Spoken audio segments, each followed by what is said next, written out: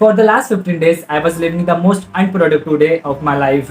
No workout, no study, दिन भर phone चलाना, unnecessary कुछ भी देखना, क्योंकि मेरे बीकॉम के एग्जाम स्टार्ट हो गए थे and I decided to take break from foundation study for few days. But ये few days मुझे इतने भारी पड़ जाएंगे मैंने जरा भी नहीं सोचा था। और ऐसा नहीं कि मैं बीकॉम के लिए पूरा दिन भर पढ़ रहा था, 4 to 5 hours पढ़ के मैं एग्जाम देने जा रहा था और बाकी टाइम तो और ये सब के चक्कर में मेरे फाउंडेशन स्टडी में इतना गैप हो गया कि मैं फिर से अपने ट्रैक पे आ नहीं पा रहा था। Day by day I was forgetting the many thing of the syllabus. और मुझे पता था कि मुझे स्टडी करना है, मेरे एग्जाम्स आने वाले कुछ ही दिनों में, पर जब भी मैं पढ़ने बैठ रहा था तो कुछ ही देर में मुझे पढ़ने का मन नहीं करता था, बार बार मैं डिस्ट्रैक्ट हो रहा था। But suddenly I found something on my drawer, जिसमें आज से कुछ मंथ पहले मैंने बड़े जोश में आकर कुछ टारगेट्स बनाए थे। वैसे तो वो पेपर मैं अपने स्टडी टेबल के सामने ही रखता था, पर जब भी मैंने ब्लॉगिंग स्टार्ट किया तो उसे मैंने हटा दिया। उसे देख के मुझे खुद पे इतना सेम फील हुआ कि मैंने क्या क्या सोचा था और मैं क्या क्या कर रहा हूँ। और तभी मैंने सोच लिया कि अब तो मुझे अपने ट्रैक पे आना ही है।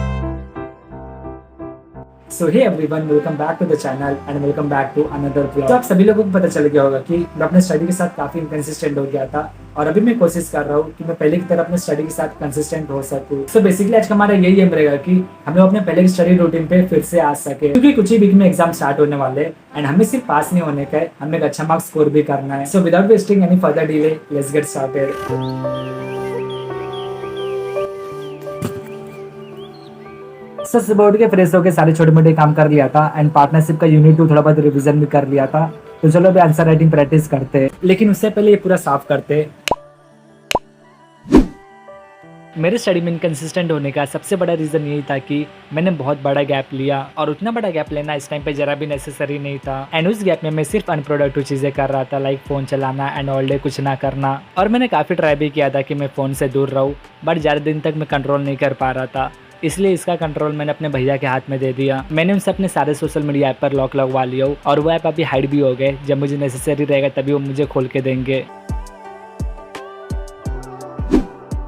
सो लॉक आंसर राइटिंग प्रैक्टिस हो चुका है, अभी मैं जा रहा हूँ ब्रेकफास्ट करने।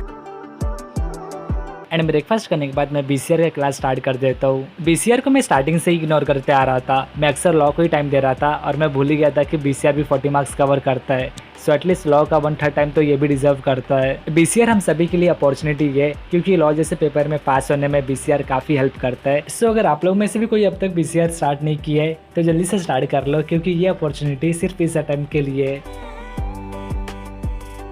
एंड मैं एक दिन में 2 बीसीआर की क्लास ले रहा हूँ, क्योंकि मैं इसे जल्दी से ख़त्म करना चाहता हूँ। तो इसे करते करते 2 बज गए थे। फिर मैं जल्दी से लंच करके एक छोटा स्नैप लेके गोवा खा के अपनी मैथ्स के रिवीजन स्टार्ट कर देता हूँ। और रिवीजन मैं निशांत कुमार सर के कॉम्प्रहेंसिव रिवीजन लेक्चर से कर रहा हूँ, क्योंकि स्टडी में गैप होने की वजह से मैं मैथ्स का भी काफ़ी सारी चीज़ें भूल गया था। और ऐसे में कॉम्प्रहेंसिव रिवीजन काफ़ी हेल्पफुल होता है, क्योंकि उसमें वो सारे कॉन्सेप्ट को, सारे क्वेश्चन को डिटेल में रिवाइज करवाते हैं।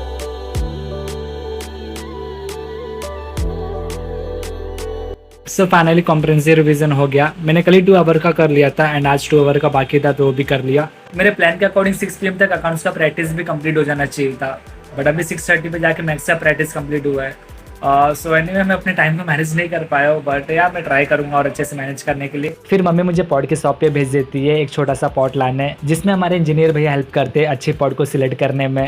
एंड अभी मैं जा रहा हूँ गन्ना खाने। अब इतने गन्ने में से मैं अपने लिए एक अच्छा वाला सिलेक्ट कर ही नहीं पा रहा था, क्योंकि जब भी मैं सिलेक्ट कर रहा था सब पे कटिंग लाइन वगैरह था। तो मैंने अक्कड़ बकड़ करने का सोचा। कड़बक्कड़ बम्बे बोल 80 90 पूरे 100 में निकला धागा, चो निकल के भागा, चो ने मांगा माफी, इसको दे दो टॉफी। क्या बात कर रहे हो, इतना छोटा वाला? रहने, मेरे को नहीं खेलने का, मैं ये बड़ा वाला ही लूँगा।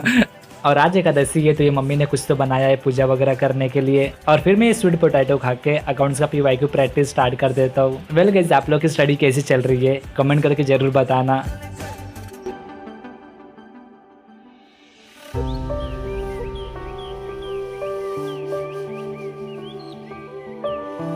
एंड 9:30 तक मैं अपने अकाउंट्स की प्रैक्टिस स्टॉप कर देता हूँ, क्योंकि काफ़ी टाइम हो गया है एंड मुझे जल्दी से सोना भी है। और आज के सारे टारगेट्स भी कंप्लीट नहीं हो पाए, पर कोई बात नहीं, आज का डे प्रीवियस डे से काफ़ी प्रोडक्टिव था एंड होप सो कल का भी डे इससे भी ज़्यादा प्रोडक्टिव होगा और मैं अपने सारे टारगेट्स को कंप्लीट कर पाऊँगा।